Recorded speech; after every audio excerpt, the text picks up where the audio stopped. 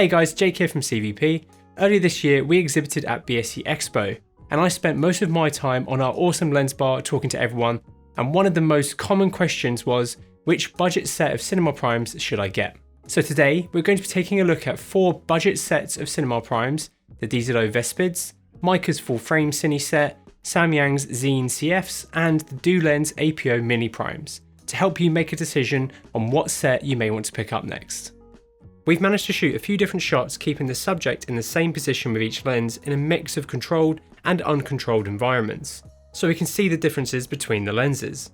We're going to let a quick sequence play out, so if you want to skip past this, this is the time code to skip to. Let us know what lens you like the look of down in the comments below.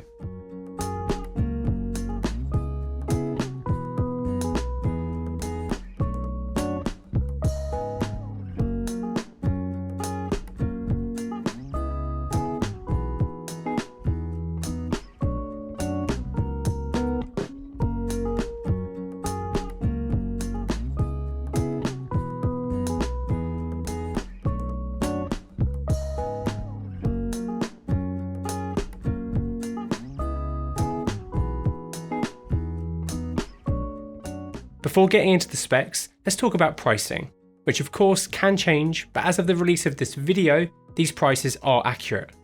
The Meike full frame set is one of the more affordable sets, coming in at just £981 per lens on average. The Vespids are next at around £1,158 per lens, and the Samyang or Rokinon Zine CFs are the most expensive at roughly £1,936 per lens. Just bear in mind that some of the wider and longer focal lengths will bloat this average price up. Here is individual pricing for every single focal length. We haven't quite got pricing for the Dulenses yet, but that may have changed, and so can the pricing overall of everything else. So if you want to see up-to-date pricing, head over to our website via the links in the description below. Right, let's start off rattling through some of their technical specifications. The Samyang Zine CF set consists of 5 focal lengths: a 16, 24, 35, 50 and 85mm, all of which are T1.5, apart from the 16, which is a T2.6. The Meike set currently consists of 6 lenses, a 16, 24, 35, 50, 85 and 105, which are all T2.1, apart from the 16mm, which is T2.5. Unfortunately, we don't have that into test just yet. Meike will also be releasing a 135mm T2.1 in the future. The Vespids have the most amount of focal lengths available in their set currently. They have 10 focal lengths, a 16, 21, 25, 35, 40, 50, 75, 100, 125 and 90mm macro, all of which have a maximum aperture of T2.1, apart from the 16 and the 90, which are both T2.8. Dulens have been releasing focal lengths pretty slowly. We currently have a 43, 58 and 85, but there is also a 31mm with more coming in the future. Each of these is a good set of focal lengths to choose from when building up a set, but the DZO Vespids do have the best range available at the moment. Both the Meike and Vespids have a maximum aperture of T2.1 across their sets, apart from a couple of the DZO lenses. The Dulenses are a touch slower at T2.4 across the different focal lengths, and the Samyang are a little bit different as they are all T1.5 apart from the 16mm. This is roughly an extra stop over the other 2 sets, which could be a big factor for some. The Meike and Dulenses all feature an 11-bladed iris, whereas the CFs feature a 16-bladed iris across the set, which means that out of focus highlights should be a touch rounder when stopped down when compared to the other 3 sets, but we'll look at that in a bit.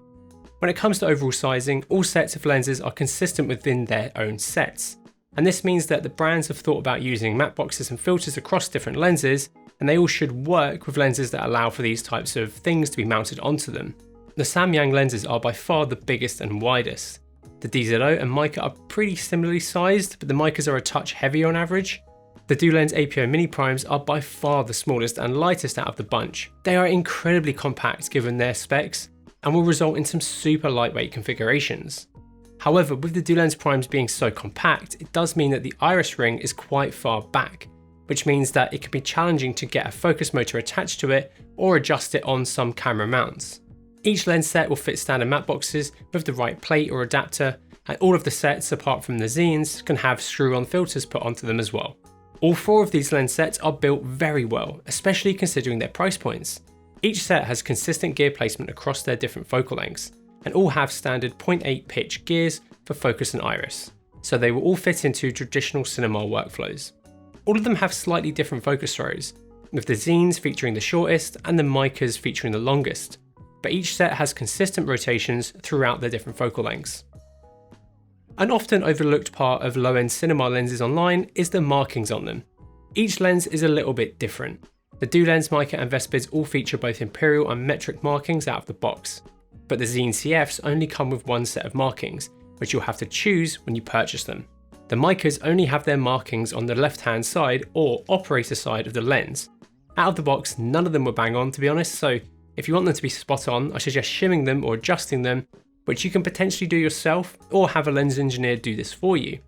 We actually made a video on how to do this, so if you want to learn more about that, check out the video here.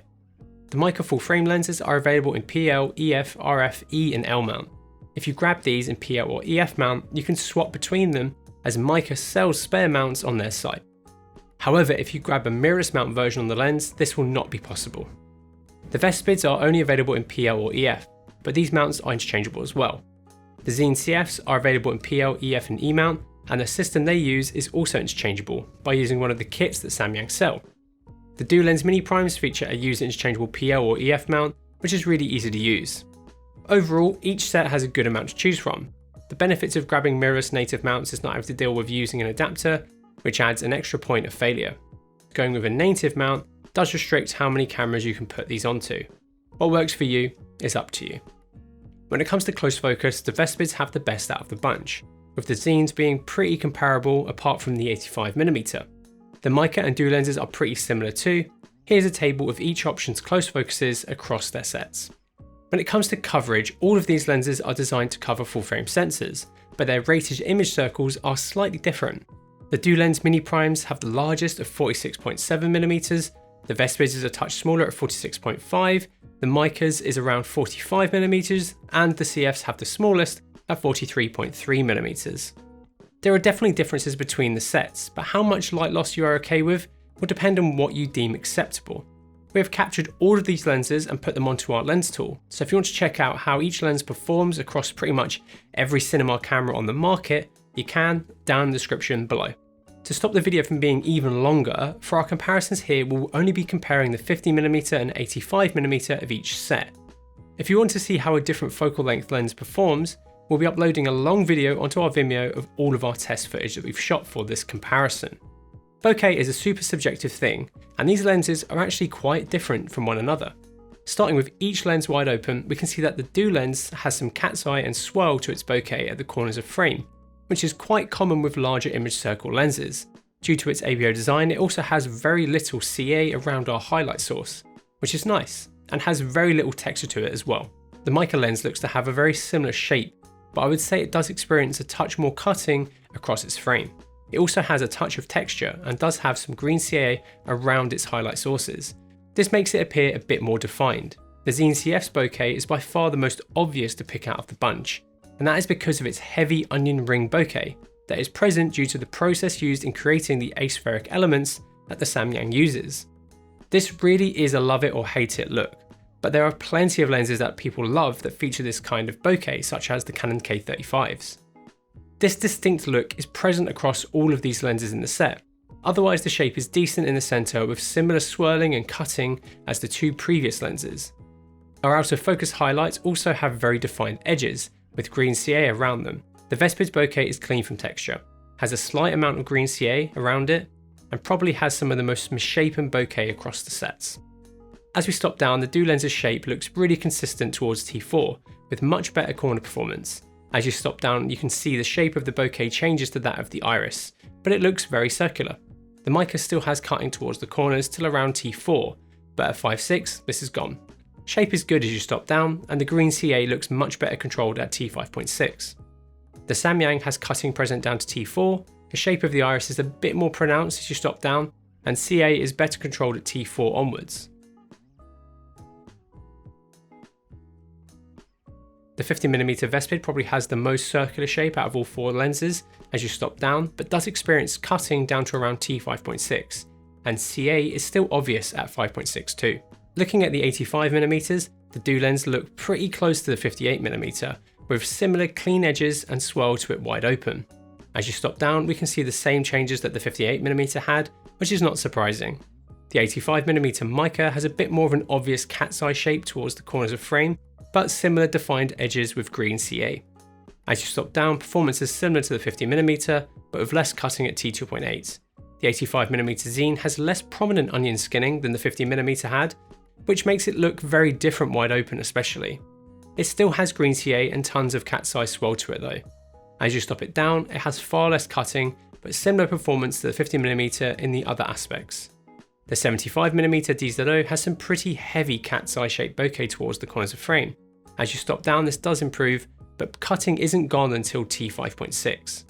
Compared to the 50mm Vespid, it has less CA and as good of a shape as you stop down. Which bokeh you prefer will depend on your personal preference. The Dulens can produce a nice swirl and incredibly clean out of focus highlights. The Meike performs similarly to the Dulens, but not quite as cleanly or consistently. The Zine can produce the most distinct looking bokeh, but I think it definitely is the most divisive out of the bunch. The Vespids can produce well shaped bokeh, but it does have consistent chromatic aberration when stopped down.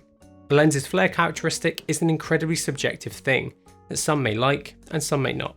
For these examples, we grabbed a torch and blasted down the barrel of each lens, keeping the camera and the light in the same place so we can see how the flare changes as we go through the different focal ranges. Let us know which you like best down in the comments below. We're going to let a few examples play out now, but full uncut tests will be made available on our Vimeo.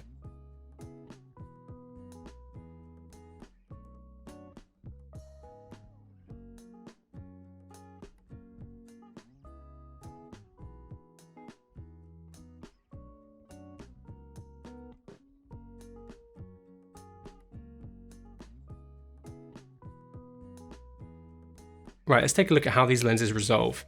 These tests were shot on our Sony Venice 6K using the native P-out mount. Lenses hate this chart, so this will really show us how the lenses perform. Starting with the Vespid 50mm wide open, it has a bit of red and blue fringing just out from the centre of frame. It resolves well across the frame, but does have heavy fringing on the corners of the frame. As you stop down, overall contrast is improved, but it still has blue and red fringing across its frame, even when stopped down to T5.6. The Meike is a touch sharper across its frame wide open, and has much less fringing as well. It's also a different colour, it's blue and yellow, which isn't quite as obvious. Contrast and resolution improve as you stop down, but the slight fringing does remain. Considering the Zine is a T1.5, it resolves really well in the centre wide open, but there is definitely a fall off in the corners. It doesn't resolve quite as well as the Meike, but has maybe a touch less fringing. The Dulens are by far the most CA free, but they probably have the lowest contrast overall. Resolving power is still good, but wide open there is some drop off towards the corners, which do bite up as you stop down. The 75mm Vespid has a very similar performance to the 50mm, with similar fringing, but less of it in the corners of the frame. It bites up nicely at around T4. Looking at the 85mm Meike, we can see one of the biggest issues with this set of lenses, the colour shift throughout the different focal lengths. The 85mm copy we have of us here is so much warmer than the 50mm, and the other lenses in our comparison. Otherwise, it performs just as well as the 50mm with minimal CA and good resolving performance wide open, which improves as you stop down. The 85mm Zine again performs similar to its 50mm counterpart. It has the same green and purple fringing, which is maybe a little bit worse in the middle of frame than the 50mm wide open, though this does clean up in the middle of frame from T4 onwards. The 85mm Dulens wide open in the centre has good performance as well, but does have the most fall off in resolving power out of the bunch. Again though, thanks to their APO design, they are very clean of CA. If you need sharp corners, they do become good at T5.6. Let's take a look at distortion, starting with the 50mm lenses. Both the D0 and the Meike look to have a touch of barrel distortion, whereas both the Zine and Dulenses look very well controlled. The 85mm all perform really well, with pretty much no signs of distortion.